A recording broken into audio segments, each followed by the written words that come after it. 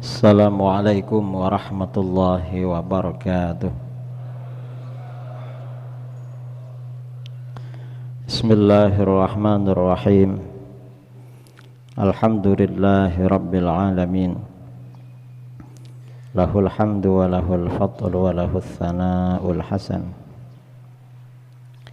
Ashhadu an la ilaha illallah wahdahu la syarika lah. Wa ashhadu anna sayyidana Muhammadan abduhu wa rasuluh.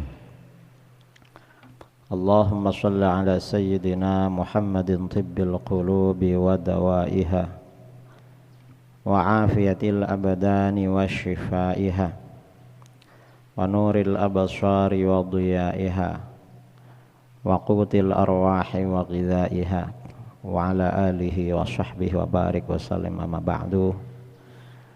Para alim, para tengku, para guru agama yang saya muliakan dan saya hormati, wabil khusus Dr. Tengku Haji Syarifuddin, juga Dr. Tengku Alfi Syahri, Tengku Zulfikar, dan tengku-tengku yang lain, Bapak Camat dan Muspika Kecamatan Olekaring, para imam, para pengurus BKM dan remaja Masjid Olekaring, ibu-ibu majelis taklim, dan para jamaah kaum muslimin dan muslimat yang berbahagia, yang saya banggakan dan saya cintai.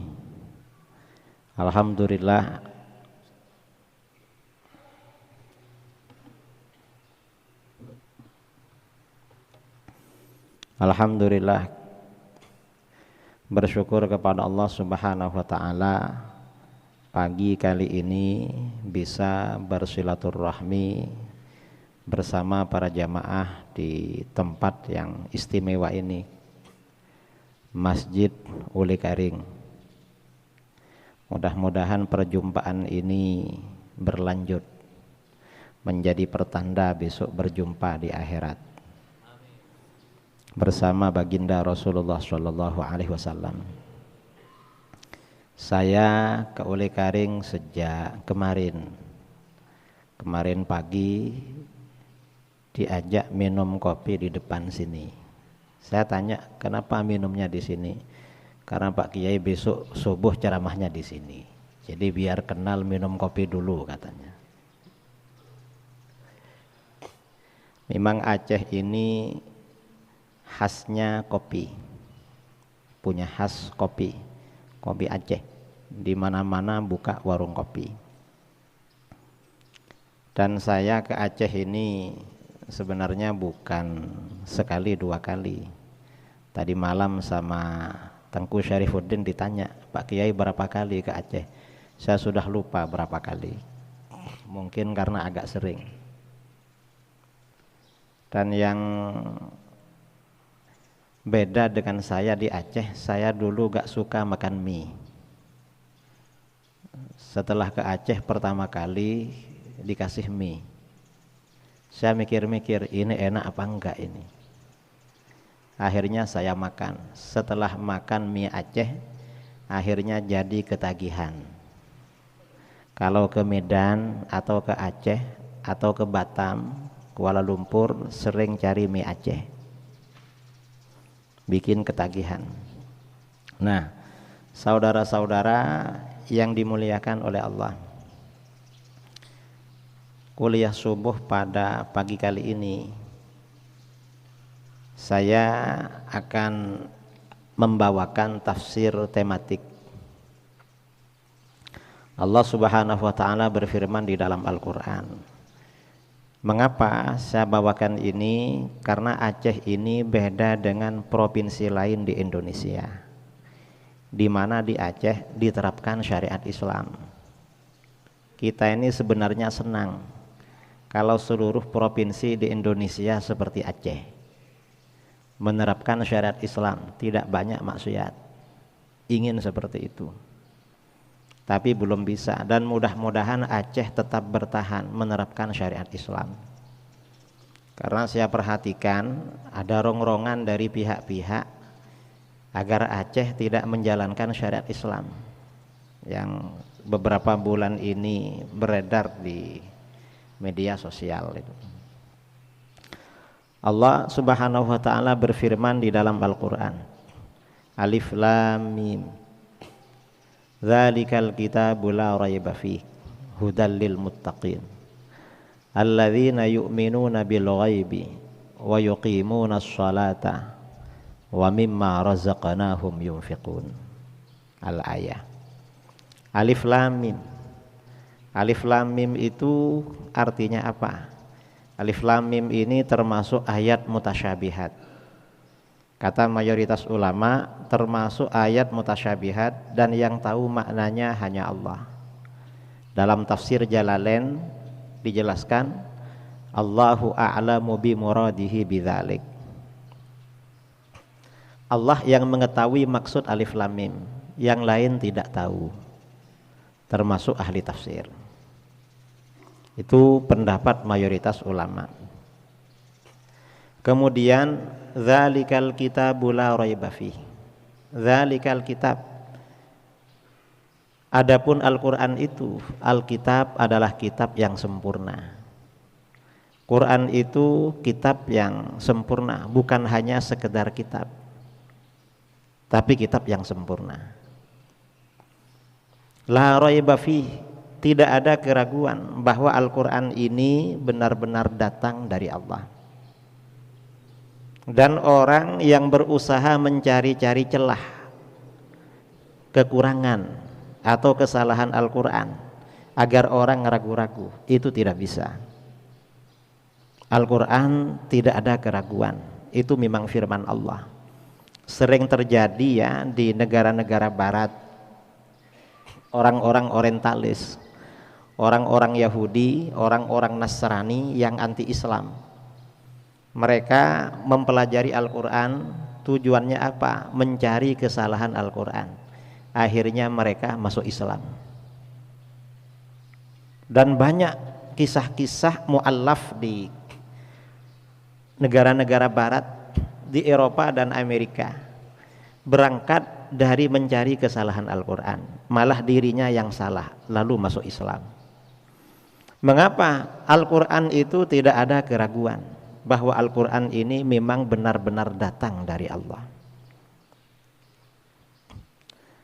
Kemudian apa fungsi Al-Quran? Al-Quran ini fungsinya hudal lil muttaqin. Al-Quran itu fungsinya sebagai petunjuk jalan hidup bagi orang-orang yang bertakwa. Orang yang bertakwa menginginkan kehidupannya sesuai dengan Al-Quran. Di Aceh ini dijalankan syariat Islam. Kehidupan berusaha sesuai dengan Al-Quran. Berarti di Aceh ini banyak orang-orang yang bertakwa. Di daerah-daerah lain tidak dijalankan ajaran Al-Quran. Mengapa? Karena yang mengeluarkan produk hukum bukan orang-orang yang bertakwa. Karenanya penting kita mendudukkan orang-orang yang bertakwa sebagai orang-orang yang mengeluarkan produk hukum, agar hukum yang dikeluarkan sesuai dengan Al-Quran. Jadi hudal lil muttaqin. Ada yang bertanya, katanya Al-Quran petunjuk bagi kehidupan manusia. Kenapa di Indonesia Al-Quran tidak dijalankan? Ya karena yang membuat produk hukum di Indonesia kebanyakan tidak bertakwa. Yang mengambil petunjuk dari Al-Quran hanya orang-orang yang bertakwa. Yang tidak bertakwa tidak mau mengambil petunjuk dari ajaran Al-Quran. Ini kenyataan saudara-saudara. Karenanya kita ini perlu introspeksi. Apakah kita ini ada keinginan ajaran Al-Quran berlaku di lingkungan keluarga kita? Ajaran Al-Quran berlaku di lingkungan masyarakat kita. Kalau ada keinginan, insya Allah sedikit ada ketakwaan dalam hati kita. Tapi kalau tidak ada keinginan seperti itu, tidak ada keinginan Al-Quran menjadi petunjuk, menjadi jalan hidup, dalam sistem institusi kehidupan keluarga atau dalam kehidupan masyarakat sekitarnya. Jangan-jangan kita sudah termasuk orang yang tidak bertakwa. Kemudian bertakwa itu kalau di dalam khutbah-khutbah Jumat, bertakwa itu artinya apa? Para khatib Jumat selalu menjelaskan, bertakwa adalah menjalankan semua perintah agama, menjauhi larangan-larangan agama. Itu bertakwa. Definisinya seperti itu. Lalu ciri-cirinya apa? Apa ciri-ciri orang-orang yang bertakwa? Dalam ayat berikutnya dijelaskan, alladzina yu'minuna bil ghaibi wa yuqimunas sholata wa mimma razaqnahum yunfikun. Yang pertama, orang yang bertakwa itu selalu percaya, selalu membenarkan, selalu beriman kepada perkara yang gaib. Apa perkara yang gaib? Perkara yang tersembunyi, perkara yang tidak kasat mata, yang tidak kelihatan mata, tidak terdengar oleh telinga, tidak mampu dijangkau oleh indera. Itu namanya perkara gaib. Termasuk perkara gaib yang paling tinggi adalah beriman kepada Allah.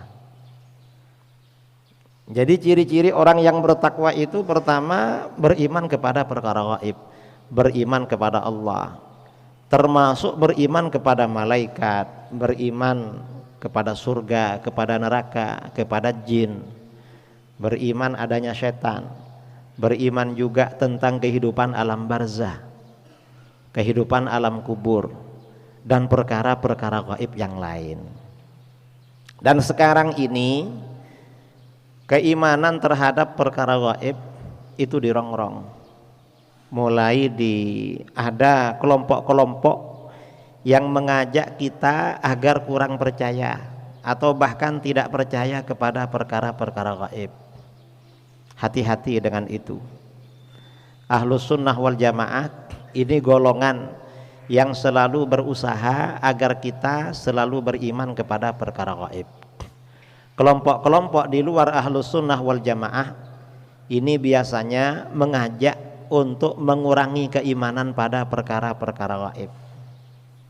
Karenanya di dalam ahlus sunnah ini dijaga keimanan kepada perkara gaib. Nah, salah satu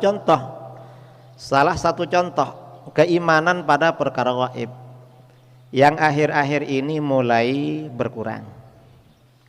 Kita kalau ada keluarga meninggal senang ziarah kubur, baca tahlil, kemudian menaburkan bunga-bunga. Kalau di Jawa di kuburan ditabur bunga, di Aceh sama ya, kasih bunga-bunga.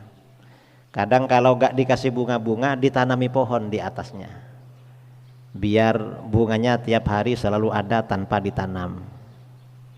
Itu indahnya hidup di Indonesia. Nah, ada sebagian kelompok ini mengajak tidak ziarah kubur, mengurangi ziarah kubur. Kalau perlu gak usah ziarah kubur. Dan kita di Indonesia kebanyakan ziarah kubur itu yang rutin setahun sekali. Ada yang menjelang bulan Ramadan. Di daerah-daerah biasanya menjelang bulan puasa orang-orang sibuk ziarah kubur. Ada juga kalau di Jawa biasanya ziarah kubur itu ramai kalau Jumat Legi, Kamis Legi. Di sini gak ada Pahing, Pon, Kliwon itu gak ada. Kalau di Jawa itu kan ada pasaran. Kalau Kamis besoknya mau Jumat Legi, orang-orang ke kuburan. Sebulan sekali. Kemudian ada yang menjelang Jumat terakhir bulan Sya'ban, menjelang puasa. Ada yang hari raya ziarah kubur. Ini biasanya kelompok-kelompok yang anti ziarah kubur menjelang hari raya teriak-teriak. Apa? Ziarah kubur pada waktu hari raya hukumnya haram. Ditanya, mana dalilnya ziarah kubur waktu hari raya haram? Nggak ada. Nanti mereka buat-buat alasan. Alasannya apa? Hari raya itu untuk bersenang-senang, bukan untuk bersedih-sedih. Lah orang ziarah kubur itu kan sedih katanya. Padahal kita ini yang sering ziarah kubur gak pernah sedih. Sekarang ini karena hati manusia itu keras ya. Kalau ulama-ulama salaf dulu, kalau ada orang meninggal, tetangga sekitarnya selama 1 minggu berduka cita, ikut merasakan apa yang dihadapi oleh almarhum, ikut prihatin. Orang-orang sekitar tuh prihatin selama berhari-hari ada tetangganya meninggal. Sekarang ini gak begitu. Di daerah saya orang sambil gali kuburan sambil tertawa itu. Kalau nanti pas gali kuburan ada tulang, kadang dibuat mainan. Artinya hati ini keras. Entah di Aceh kira-kira bagaimana. Apa menggali kuburan sambil menangis, sambil sedih? Tidak ada ya. Biasa-biasa, malah sambil bercanda kadang. Apalagi cuma ziarah kubur. Gak ada orang yang sedih ziarah kubur tuh gak ada. Tapi dibikin oleh orang-orang yang anti ziarah kubur, dibikin ziarah kubur itu bikin sedih. Padahal hari raya, ziarah kubur hari raya, orang tua bajunya baru-baru, anak-anaknya bajunya baru-baru ke kuburan. Gak ada yang sedih, senang itu. Itu hanya dibikin. Nah, kita ini mengapa ada ziarah kubur? Salah satu keyakinan kita kepada perkara gaib adalah meyakini kehidupan alam barzah. Apa kehidupan alam barzah? Kehidupan alam barzah artinya orang yang sudah meninggal dunia hakikatnya itu masih hidup, cuma hidupnya dalam suasana lain. Kalau sekarang kita ini hidup ya di alam jasad, badan kita ini hidup. Kita ini kemana-mana, habis ini minum kopi, nanti siang minum apa lagi, nanti malam minum bandrek, terus besok pagi minum apa. Nah, orang di alam kubur itu juga hidup, cuma yang hidup bukan badannya, yang hidup itu ruhnya. Ruhnya yang hidup. Makanya disebut dengan alam barzah. Barzah itu pembatas antara alam dunia dengan alam akhirat. Itu barzah. Karenanya ketika kita ini ziarah ke kuburan, sebenarnya kita ini ziarah kepada orang hidup. Cuma hidupnya di alam barzah, bukan di alam dunia. Nah, apakah ada dalil? Ya ada.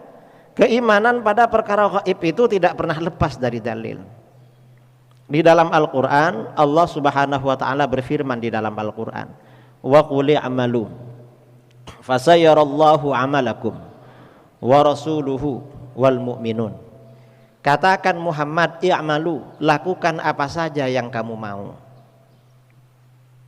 Lakukan apa saja yang kamu mau. Ini perintah, tapi sebenarnya bisa diartikan tahdid. Artinya apa? Larangan. Maksudnya bagaimana? Jangan semaunya berbuat di dunia. Mengapa? Fasayarallahu amalakum. Karena Allah akan melihat perbuatan kamu.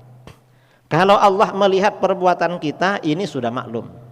Siapapun umat Islam di dunia meyakini Allah melihat perbuatannya.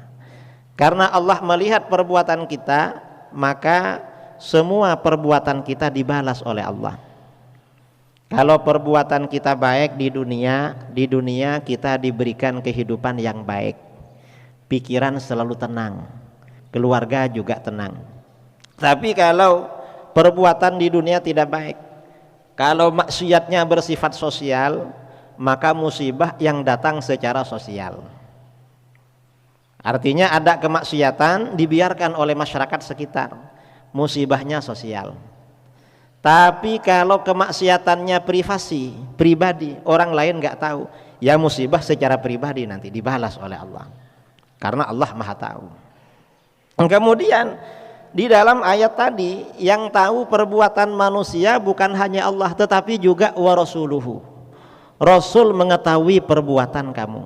Dalam ayat ini dikatakan Rasulullah mengetahui perbuatan kita. Pertanyaannya, Rasul ini mengetahui perbuatan kita, apakah hanya berlaku ketika Rasul masih hidup? Atau juga berlaku sampai sekarang? Ketika Rasulullah SAW masih hidup, orang-orang yang datang kepada beliau, kadang pembicaraan di luar, di tempat jauh, diungkap oleh beliau. Rasulullah tahu perbuatan dia ketika sebelum berjumpa dengan beliau. Kadang isi hatinya dibicarakan oleh Rasulullah ketika beliau masih hidup. Sekarang ini Rasul sudah wafat, apakah Rasul juga tahu? Kata para ulama, Rasulullah ini tahu perbuatan kita berlaku sampai sekarang dan sampai hari kiamat. Karenanya di dalam kitab-kitab tafsir, para ulama, misalnya Ibnu Katsir dalam tafsirnya, ketika menafsirkan ayat ini menyampaikan sebuah hadis. Hadis riwayat Al-Bazzar dari Anas bin Malik radhiyallahu an. Rasulullah sallallahu alaihi wasallam bersabda, "Hayati khairun lakum, tuhditsuna wa yuhdatsu lakum." Kehidupanku baik buat kalian. Aku ini hidup lebih baik bagi kalian. Ketika Rasulullah itu hidup, baik bagi umat Islam, yaitu para sahabat. Mengapa? Tuhditsuna wa yuhdatsu lakum. Kalian berbuat apa saja, lalu produk hukumnya disampaikan melalui aku. Hukum-hukumnya disampaikan melalui aku. Kalian mengalami sesuatu, solusinya disampaikan melalui aku. Pada masa Rasulullah dulu, setiap ada persoalan, maka sentral keputusan ada pada beliau. Para sahabat itu yang datang pada Rasulullah itu keperluannya macam-macam. Ada yang tanya hukum, tanya pada beliau. Ada sahabat karena gak ada yang mau dimakan, datang pada beliau. Ada sahabat gak punya kerja, datang pada beliau. Ada sahabat gak kawin-kawin, setiap mau menikah gak diterima sama orang, datang pada beliau. Ada sahabat gak laku datang. Ada sahabat sakit. Ada sahabat orangnya sakit. Ada sahabat namanya Qatadah bin An-Nu'man Al-Ansari. Pada waktu perang Uhud, salah satu matanya yang sebelah kena panah, akhirnya terjatuh, keluar.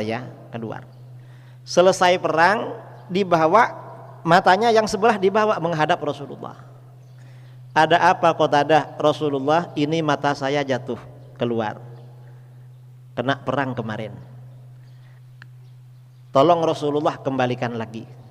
Kata Rasulullah, Qatadah, kalau kamu mau mata kamu yang lepas itu buang saja, kamu dijamin masuk surga. Tapi kalau kamu mau, saya kembalikan. Ternyata kata sahabat Qatadah, Rasulullah, surga itu balasan yang agung, siapapun pasti menginginkan. Cuma kalau mata ini gak kembali lagi, saya ini orang yang suka kawin. Kalau ada perempuan pengangguran, biasanya saya lamar jadi istri. Kalau ini gak kembali lagi, nanti orang-orang gak mau sama saya. Tolong kembalikan ya Rasulullah. Akhirnya apa? Oleh Rasulullah dikembalikan. Beliau ini ya bukan sekedar dokter ya, tapi ya memang lebih dari dokter. Begitu dikembalikan ya langsung sembuh. Dan sampai wafat, kata sahabat Qatadah, mata yang dikembalikan oleh Rasulullah pandangannya lebih tajam daripada yang sebelahnya. Setelah dikembalikan, Qatadah minta lagi, Rasulullah ada permintaan satu buat saya. Apa? Doakan biar masuk surga, katanya. Ya didoakan oleh Rasulullah, didoakan masuk surga. Mengapa? Karena Rasulullah memang rahmatan lil alamin itu. Beliau menginginkan para sahabatnya, seluruh umatnya masuk surga. Jadi diinginkan kita ini masuk surga oleh beliau. Nah, artinya apa? Rasulullah itu sentral ketika beliau masih hidup. Apa saja para sahabat itu keperluan menghadap Rasulullah. Para sahabat ada sekitar 400 atau 500 sahabat. Gak punya rumah, gak punya kerja di Madinah, tinggal di serambi masjid beliau yang disebut dengan Ahlus Suffah. Dan itu yang menanggung kehidupannya, yang mencarikan makan tiap hari Rasulullah itu. Karenanya kita ini di mana-mana bikin dayah. Dayah ini kan, dayah ini sebenarnya kan mengambil dari inspirasi dari Ahlus Suffah itu. Cuma dayah-dayah kita ini biasanya para santri dikirim oleh orang tuanya, bukan kita yang menanggung. Sebagian ada yang menanggung. Karena Rasulullah ini sentral kehidupan, maka para ulama, para abu, tamu-tamu yang datang para abu keperluannya macam-macam. Ada yang memondokkan anaknya, ada yang mengundang ceramah, ada yang mengundang pernikahan, ada yang minta dicarikan jodoh, ada yang minta ruqyah untuk pertanian di rumahnya. Saya dulu awal-awal pulang dari pondok, saya pikir karena saya sejak di pondok kadang diundang ceramah keluar, ngisi di luar. Begitu pulang kadang diundang ceramah. Orang-orang bertamu ke rumah saya pikir mau minta mengundang juga. Ternyata ada tamu menunggu agak lama. Setelah ketemu, kamu ingat sama saya. Ternyata teman masih kecil. Ada apa? Saya ini susah katanya. Susahnya apa? Saya ini tanam padi sudah 3 panen dimakan tikus terus. Gimana agar padi saya gak dimakan tikus? Kita ini solusi pertanian. Artinya minta jimat agar gak dimakan tikus. Karenanya kalau belajar di dayah apa saja harus dipelajari itu. Karena nanti setelah pulang permintaan masyarakat macam-macam. Ada yang mau menikahkan keluarganya karena musim hujan. Tolong Pak Kiai gimana agar hujan gak turun. Kamu yang baik tunda aja nanti musim kemarau. Nanti saya bacakan ilmu sarang hujannya. Jangan sekarang lagi musim hujan. Para ulama biasanya begitu. Nah itu Rasulullah masih hidup. Kalau Rasulullah sudah wafat bagaimana? Jangan khawatir. Kata beliau, wa mamati khairun lakum. Dan aku meninggal dunia ini juga baik buat kamu. Saya meninggal juga baik buat kamu. Mengapa baik? Tu'radu alayya a'malukum. Amal perbuatan kamu diperlihatkan kepadaku. Apa yang kita lakukan ini Rasulullah tahu. In ra'aitu khairan hamidullah azza wa jal. Kalau aku lihat perbuatan kamu baik, aku memuji kepada Allah. Wa in ra'aitu ghaira dzalik istaghfartu lakum. Kalau aku lihat perbuatan kamu tak baik, aku doakan Allah mengampuni kamu. Kita ini kalau nakal didoakan oleh Rasulullah agar diampuni. Jadi Rasulullah tahu perbuatan kita. Mungkin ada yang bertanya, Kiai, gimana caranya Allah tahu? Rasulullah tahu.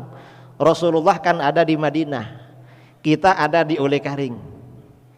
Kalau dulu mungkin pertanyaan seperti ini wajar, kalau sekarang nggak perlu.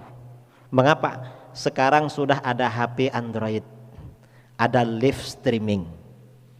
Kita ini bikin acara di sini, live streaming, masuk YouTube, masuk Facebook, seluruh dunia memonitor kegiatan kita. Padahal ini rekayasa buatan manusia. Gimana kalau live streamingnya yang bikin tuh Allah? Pasti lebih canggih itu, lebih dahsyat. Dan ini apa? Bahwa Rasulullah ini tahu perbuatan kita. Sebagian ulama-ulama yang soleh merasakan. Ada ulama mazhab Hanafi, namanya Imam Syamsul A'immah Al-Hulwani. Suatu ketika beliau ditanya oleh putrinya, ayah, kalau orang muntah-muntah wuduknya batal apa enggak? Mazhab Hanafi itu orang muntah wuduknya batal. Kalau mazhab Syafi'i orang muntah gak batal. Beliau Hanafi. Lalu beliau bilang batal. Malamnya ketika tidur bermimpi Rasulullah. Dalam mimpinya Rasulullah menyampaikan, kamu ditanya bilang batal ya orang muntah. Yang batal itu kalau muntahnya penuh satu mulut, kalau muntah dikit-dikit gak batal. Begitu bangun beliau buka kitab fikih Hanafi. Ternyata betul, yang batal itu kalau muntahnya banyak, kalau muntahnya dikit-dikit gak batal. Akhirnya apa? Kata beliau, berarti setiap ada ulama berfatwa, setiap ada tengku berceramah, Setiap ada kiai menjawab pertanyaan, Rasulullah tahu. Sejak itu beliau kalau ditanya hukum buka kitab dulu, takut keliru. Karenanya jadi kiai, jadi tengku, jadi ustadz, buka sesi tanya jawab. Kalau gak tahu jangan dijawab tahu. Kadang-kadang gak tahu jawabannya maksa, akhirnya muter-muter kemana-mana sampai yang bertanya bingung dan yang menjawab bingung juga itu. Apa jawaban saya tadi? Karena ambisinya menjawab pertanyaan. Rasulullah tuh tahu apa yang kita jawab. Nah, ini artinya apa? Rasulullah itu hidup di alam barzah. Karena Rasulullah itu hidup di alam barzah, kita dianjurkan ziarah beliau. Dalam hadis riwayat Abu Syekh, Rasulullah SAW bersabda, "Man shalla 'inda qabri sami'tuhu." Siapa yang bersolawat kepadaku di samping makamku, aku mendengar. Kita ini misalnya berangkat umrah, sekarang umrah kan sudah dibuka ya. Cuma di sini belum ada yang berangkat. Ini nunggu-nunggu kapan bisa berangkat. Kita ini umrah misalnya sampai di Masjid Nabawi, sholat di Raudhah dulu, selesai sholat menghadap ke makam. Kita ucapkan salam, Assalatu wassalamu alaika ya sayyidi ya Rasulullah. Rasulullah dengar, loh ini orang ule karing ke sini. Nah ini artinya apa? Motivasi agar kita datang kepada beliau. Ini berarti motivasi agar kita ziarah. Katanya cinta Rasul, masa gak ingin Rasulullah mendengar suara kita, agar besok di akhirat kalau kita panggil-panggil minta syafaat, Rasulullah kenal, oh dulu pernah ke saya ini. Ada yang bertanya, Pak Kiai sekarang umrah ditutup, belum dibuka, gimana kita baca sholawat? Jangan khawatir, wa man shalla alayya min ba'id bulightuhu. Siapa yang bersolawat kepadaku dari tempat yang jauh, disampaikan kepadaku. Rasulullah tahu kita sholawat. Ini namanya kehidupan alam barzah. Karenanya Ahlus Sunnah wal Jamaah itu senang baca sholawat, termasuk baca sholawat bareng-bareng. Itu senang. Mengapa? Agar Rasulullah tahu, tambah ramai itu. Ini kehidupan alam barzah. Kemudian di dalam ayat tadi yang mengetahui perbuatan kita bukan hanya Rasul, tapi juga fasayarallahu amalakum wa rasuluhu wal mu'minun. Orang-orang beriman juga tahu perbuatan kamu. Siapa orang-orang beriman yang tahu perbuatan kita? Termasuk orang-orang beriman yang tahu perbuatan kita, orang-orang mukmin yang sempurna imannya, yang diberi makom kewalian, diberi kemampuan firasat yang tinggi, diberi makom mukasyafah, tahu apa yang kita lakukan.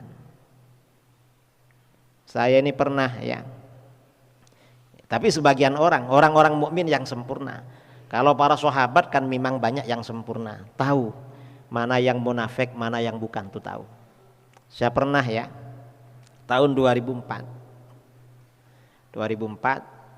Muktamar NU di Solo.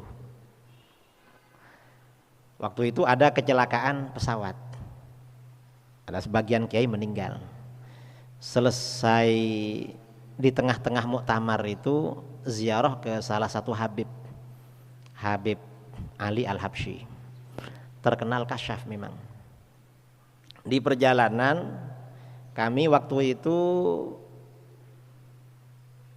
berlima sama sopir. Di perjalanan kawan ini bilang, kalau ada masjid singgah dulu, kita wudhu, mau ziarah pada Habib. Satunya bilang, hati-hati Pir, banyak angin, banyak hujan, khawatir kecelakaan. Begitu nyampe di tempat kediaman beliau, ternyata di perjalanan cari masjid gak dapat. Sebenarnya ada, cuma gak bisa berhenti. Akhirnya gak ada yang punya wudhu. Sampai di tempat beliau, Habib ini langsung cerita orang yang gak punya wudhu. Beliau cerita, dulu ada Habib, mau ziarah ke Habib satunya, karena gak punya wudhu singgah di masjid. Sampai di masjid akhirnya gak ada. Akhirnya dia ragu-ragu, gimana ini mau ziarah sama orang soleh gak punya wudhu. Sampai di depan rumahnya, Habib yang soleh itu bilang, sini, sini. Gak apa-apa, gak punya wudhu, yang penting hatinya bersih. Niatnya baik. Memang di masjid tadi airnya agak ada, karena saya tarik airnya, tarik ke sini. Ini airnya ada di sini. Ente wudhu di sini aja katanya. Saya mikir-mikir, ini obrolan saya tadi yang mau berwudhu itu. Habis itu ngasih ijazah. Kalau mau naik pesawat, mau naik kendaraan, agar aman, gak kecelakaan, jangan khawatir. Baca Bismillahirrahmanirrahim 50 kali. Aman selamat katanya. Saya kemarin perjalanan dari Medan karena mendung tebal.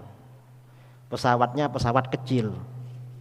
Kan gak ada pesawat besar sekarang ke Aceh. Mengapa? Karena orang Aceh lebih memilih gak naik pesawat daripada divaksin. Jadi milih naik mobil atau gak kemana-mana, tinggal di Aceh aja karena takut divaksin. Pesawatnya kecil. Saya baca basmalah 50 kali. Ini macam hujan terus sampai di Aceh. Dan betul saudara, karena pesawat kecil banyak mendung, dibanting-banting di pesawat itu. Kemudian yang ketiga, yang Habib itu ngasih makanan. Karena saya kurang enak badan, sebelum makan saya mikir-mikir, ini kira-kira sama saya cocok apa enggak, saya gak enak badan. Habib tuh langsung bilang, Ustadz, ente makan aja, setelah ini ente sehat, gak sakit, sembuh katanya. Loh, ini macam tukang sulap ini. Artinya apa? Orang-orang mukmin yang sempurna itu tahu apa yang kita lakukan. Ini orang mukmin. Tapi kata para ulama, yang dimaksud ayat ini bukan itu saja. Orang-orang mukmin tahu perbuatan kita, termasuk orang mukmin yang tahu perbuatan kita adalah orang mukmin yang sudah meninggal dunia. Orang tua kita, kakek nenek kita, paman bibi, keluarga dekat, keluarga jauh, asalkan meninggalnya beriman, husnul khotimah, itu tahu perbuatan anak cucunya, keluarganya. Makanya dalam tafsir Ibnu Katsir, tafsir yang lain, ketika menafsirkan ayat ini, Rasulullah SAW, para ulama menyampaikan hadis, sabda Rasulullah SAW, inna a'malakum tu'radu ala asyairikum wa aqaribikum minal amwat. Sesungguhnya amal perbuatan kamu diperlihatkan pada kerabat jauh kamu. Kerabat-kerabat yang jauh, yang hanya satu suku, mungkin berjumpa di kakek yang ke-10. Itu kerabat jauh atau lebih. Perbuatan kamu diperlihatkan pada kerabat jauh kamu dan kerabat-kerabat dekat kamu yang sudah meninggal dunia. Jadi semua perbuatan kita oleh Allah diperlihatkan pada kerabat-kerabat dekat, kerabat jauh yang sudah meninggal. In ra'au khairan istabsyaru. Kalau mereka lihat perbuatan kita baik, mereka merasa senang. Loh, saudara kita ini baik. Kalau hari Ahad pagi-pagi ke masjid berjamaah, ikut kelompok BBC atau ikut kelompok apa lagi, Zul Arafah ya, itu jamaahnya apa Ahad saja, apa yang lain juga jamaah? Ya mungkin yang lain jamaah juga, cuma jarang-jarang, nggak apa-apalah daripada nggak sama sekali. Paling nggak dari Ahad dulu, nanti mulai pada hari-hari yang lain. Ini tahu orang yang sudah meninggal. Kalau mereka lihat perbuatan kita baik, mereka senang. Wa in ra'au ghaira dzalik. Kalau mereka lihat perbuatan kita tidak baik, qalu, mereka berdoa kepada Allah, Allahumma la tumithum hatta tahdiyahum kama hadaitana. Ya Allah, jangan matikan saudara saya ini sampai Engkau berikan dia hidayah sebagaimana Engkau berikan hidayah pada kami. Kita ini kalau nakal sama kerabat yang sudah meninggal didoakan baik. Nah, ini artinya apa? Ini namanya kehidupan alam barzah. Karenanya kita ada ziarah kubur. Ziarah kubur itu dianjurkan. Dan ini bahwa kerabat yang sudah meninggal itu tahu perbuatan kita, kadang dirasakan oleh sebagian orang. Saya sekitar tahun 2018 diundang ke Jakarta. Nah, yang ngundang ini menjumpai saya, acaranya masih kurang sebulan. Pas di Jakarta ketemu saya. Saya tanya sama dia, kamu ngundang saya, kenapa sampean ngundang saya jauh-jauh ke Jakarta? Pak Kiai, saya ini mantan Wahabi katanya. Dan sekarang sudah tobat, keluar dari Wahabi. Loh, kenapa ikut Wahabi? Karena orang tua Kiai. Orang tua saya dekat dengan Wahabi. Bahkan istri saya juga Wahabi karena mertua. Saya kuliah di Bogor, ada adik kelas mau jadi istri saya langsung ke orang tuanya di Banjarmasin. Sampai ditanya, sampai di sana ayahnya ini polisi. Tanya pada saya, kamu perlu apa ke sini? Pak, saya perlu melamar anak bapak jadi istri saya. Kamu Wahabi apa aswaja? Saya ini Wahabi. Kalau kamu bukan Wahabi, saya gak mau katanya. Pak, jangan khawatir, saya Wahabi juga katanya. Kita ini sama-sama Wahabi. Ya dah, kalau begitu kamu diterima jadi menantu saya katanya. Ini ya, ini sungguhan yang cerita. Ya mungkin di Aceh gitu juga itu. Makanya kemarin ada Ustadz Wahabi kawin dapat orang Aceh, viral di Jawa. Loh, ya apa orang Aceh itu? Kok Ustadz Wahabi diambil menantu? Viral. Terus lama-lama saya tanya, kok keluar dari Wahabi? Saya ini Pak Kiai dengar ceramahnya Ustadz Abdul Somad. Kata UAS, kalau ingin tahu dalil-dalil Ahlus Sunnah wal Jamaah, suruh mendengarkan ceramah Pak Kiai di YouTube. Saya cari video Kiai di YouTube. Ada durasi yang paling panjang 9 jam. Saya ceramah di Kuala Lumpur 2 hari daurah. Setiap 1,5 jam istirahat. Karena acaranya 2 hari digabung-gabung jadi 9 jam. Wah, ini paling panjang ini, pasti paling lengkap katanya. Saya beli data yang penuh. Saya seharian sama istri saya gak kemana-mana, khusus dengarkan video Pak Kiai. Setelah saya dengarkan, ternyata Kiai Ahlus Sunnah itu ada dalilnya semua. Padahal kata ustadz-ustadz kami gak ada dalilnya katanya. Ternyata kok lengkap dalilnya. Ya sudah, saya keluar dari Wahabi Kiai, ikut Ahlus Sunnah wal Jamaah. Sejak itu kalau saya ke Jakarta, orang ini selalu mengantar kemana-mana. Lama-lama saya ceramah di Bogor, dia ngantar. Saya menyampaikan ayat barusan itu, bahwa orang yang meninggal itu berinteraksi dan tahu perbuatan keluarganya yang masih hidup. Dalam perjalanan pulang sambil nyopir dia cerita, Pak Kiai, apa yang Kiai ceramahkan itu terjadi pada saya. Gimana? Dulu ketika saya ini masih Wahabi, sering bermimpi didatangi almarhum orang tua dan almarhum mertua. Mereka datang, wajahnya sedih, tidak ada senyum, wajahnya seperti susah. Ketika saya Wahabi. Terus setelah saya ini keluar dari Wahabi Pak Kiai, saya ini ziarah kubur, saya ini ikut tahlilan, saya ini ikut maulid. Almarhum orang tua dan mertua saya datang di dalam mimpi ke rumah saya, wajahnya tersenyum, berseri-seri, menyiratkan kebahagiaan yang mendalam. Betul Pak Kiai, orang yang meninggal itu tahu perbuatan keluarga yang masih hidup.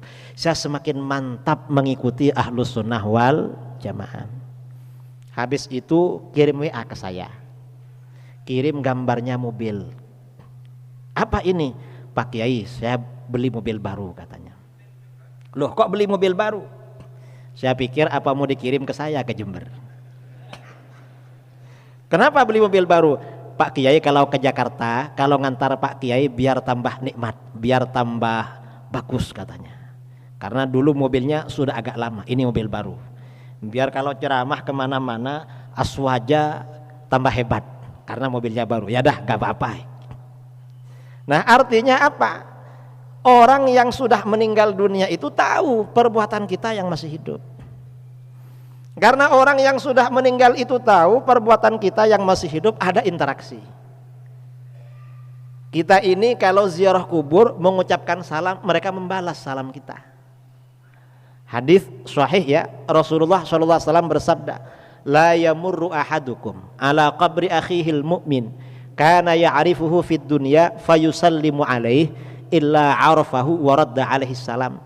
Kamu tidak melewati kuburan saudaramu yang mukmin yang kamu kenal ketika di dunia, lalu kamu ucapkan salam pada dia, kecuali dia mengenal kamu dan membalas salam kamu.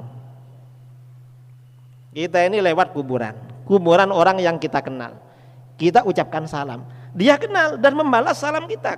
Artinya apa? Kita ini kalau lewat di kuburan itu ada adab, jangan pokoknya lewat begitu. Sama dengan ketika melewati di depan orang yang masih hidup, mengucapkan salam, karena mereka tahu dan membalas salam kita. Ada pertanyaan, Pak Kiai, katanya mereka membalas salam kita, kita kok gak dengar jawaban mereka. Kira-kira kalau kamu ziarah kubur mengucapkan salam sendirian, disuruh milih antara mendengar dan gak dengar jawaban mereka, kira-kira pilih yang mana? Pilih mendengar apa pilih gak dengar? Pilih gak dengar. Mengapa? Takut kita kalau dengar, dikiranya diajak mati itu. Dan kira-kira kalau mendengar apa yang kita lakukan? Kira-kira gak berani datang lagi. Dikiranya mendengar suara alam gaib mengajak kita mati, padahal yang enggak. Kalau belum waktunya mati gak mati. Tapi karena kita ini ruhaniyah kita ini lemah, rohani kita ini lemah, takut. Kalau orang yang rohaninya tinggi itu ingin berbincang-bincang dengan orang yang sudah meninggal. Kalau yang ruhaniyahnya tinggi, kita orang sekarang ini kan rata-rata lemah, gak berani begitu, gak berani. Ini kehidupan alam barzah. Karena orang yang mati itu sebenarnya masih hidup, maka bagaimana bisa terjalin interaksi, saling tolong menolong. Orang yang mati mendoakan kita yang masih hidup, kita mendoakan mereka yang sudah meninggal. Kita baca tahlil, kemudian kita kirim pahalanya kenduri, pahala sedekah dan lain sebagainya. Itu sampai saudara. Mengapa sampai? Karena mereka masih hidup. Cuma karena mereka kehidupannya alam barzah, yang kita kirim yang gaib-gaib. Kalau kehidupan yang alam nyata seperti ini, jangan yang gaib-gaib yang dikirim, tapi yang kelihatan. Makanya di dalam hadis tuh ya, malam yakun lahu malun yatasaddaqu bihi falyastaghfir lil mu'minin fa innahu sadaqah. Siapa yang enggak punya uang untuk disedekahkan pada orang-orang, maka bacakan istighfar untuk orang-orang beriman, karena itu sedekahnya. Itu bagi orang yang enggak punya uang. Ada sumbangan masjid, ada uang, ya sumbang biar selesai masjidnya ini. Ini memang dibuat begini masjid. Memang enggak perlu. Oh belum. Saya kira ini karena masjid itu kalau terlalu indah makruh. Ini mungkin ikut yang makruh ini. Makanya enggak selesai-selesai itu. Jadi kalau ada sumbangan masjid misalnya, ya kita kasih uang. Baru kalau enggak punya uang, saya doain deh, saya doakan semua BKM masjid diampuni oleh Allah dosanya. Saya baru sedekah itu. Belum, enggak apa-apa kalau begitu. Tapi kalau ada uang jangan doa sedekah. Apa? Jangan sedekah doa. Karena kita ini masih hidup. Apa sedekahnya? Ya ajak minum, ajak makan. Baru kalau kita ini sudah mati, sedekahnya yang gaib-gaib. Dibacakan tahlil, bacakan Al-Quran, bacakan Yasin. Mengapa? Karena alamnya sudah beda. Alam sudah beda. Ini namanya alam gaib. Nah, umat Islam termasuk orang yang bertakwa. Karakter orang yang bertakwa beriman kepada perkara gaib. Nah, keimanan kepada perkara gaib ini oleh guru-guru kita, oleh para ulama kita di Nusantara ya, oleh para abu dulu, agar kita ini tetap beriman kepada perkara gaib, simbol-simbol keimanan kepada perkara gaib oleh para ulama kita dibuat dalam kemasan atau dalam bentuk tradisi. Ada keluarga meninggal dunia dibacakan tahlil, juga ada kendurinya. Di mana-mana seperti itu. Mengapa? Karena kita beriman pada perkara gaib. Orang yang masih hidup bisa membantu orang yang sudah meninggal dunia. Cuma bantuannya melalui zikir dan melalui pahala. Jadi saling membantu. Ini orang-orang yang terpengaruh Wahabi. Begitu masuk ke Aceh, langsung protes. Tahlil sesat, kenduri sesat. Loh, disesatkan. Mengapa? Gak sampai kiriman pada orang mati. Loh, kok bilang gak sampai? Yang kita kirim ini memang bukan seperti kiriman paket. Misalnya ada orang Medan kirim ke Aceh paket barang, paket apa, ketika sampai kelihatan. Yang dikirim bukan seperti itu, gak kelihatan memang. Ini perkara gaib yang kita kirim. Masalahnya di dalam masalah ini kita beriman apa enggak? Dalilnya ada, jangan dibilang gak ada. Dan ini beriman kepada perkara gaib itu adalah syarat seseorang mencapai predikat orang-orang yang bertakwa. Karenanya orang-orang di luar ahlus sunnah wal jamaah gak bisa dikatakan bertakwa. Karena keimanannya pada perkara gaib itu kurang. Aliran-aliran di luar ahlus sunnah ini imannya kepada perkara gaib kurang. Wahabi keimanan pada kehidupan alam barzah itu kurang. Karenanya tahlil, kenduri segala macam dibilang gak ada. HTI gak beriman pada siksa kubur, gak beriman pada takdir qada qadar Allah. Syiah gak beriman pada takdir, gak beriman pada Al-Quran. Pokoknya yang gaib gak percaya. Walaupun dia baik gak bisa dikatakan bertakwa. Karena syarat orang yang bertakwa yang pertama, predikatnya orang yang bertakwa itu yu'minuna bil ghaib, selalu percaya kepada perkara gaib. Dan percaya jangan keterlaluan, percaya yang proporsional ya. Karena ada saudara kita ini yang percaya tapi terlalu. Di Aceh ada percaya pada hantu, ada. Kalau ada orang mati, ada yang takut sama hantu, ada ya. Kalau di Jawa ada. Ada saudara saya rumahnya 200 meter dari kuburan. Kalau ada mayit lewat itu ditutup semua, takut kelihatan. Katanya kalau malam-malam ingat katanya. Nah saudara, saya kalau ke tempat dia suruh bermalam terus. Kalau ada orang, kamu bermalam dek katanya, ramai-ramai di sini, karena dia takut. Ini namanya beriman tapi terlalu. Iya, karena setiap ada bunyi-bunyi dikira hantu. Lah orang sudah meninggal gak mikir mau menggoda orang yang masih hidup. Karena kalau dia soleh ngapain ganggu orang? Kalau dia tuh nakal dipukul terus sama malaikat, gak sempat ganggu. Gak sempat. Tapi kan ada yang percaya begitu itu. Kadang mau tidur di kamarnya minta ditemani. Ada yang begitu. Ya entah gimana, percaya pada hantu. Hantu itu bukan rohnya yang meninggal itu, ya bukan. Itu setan itu.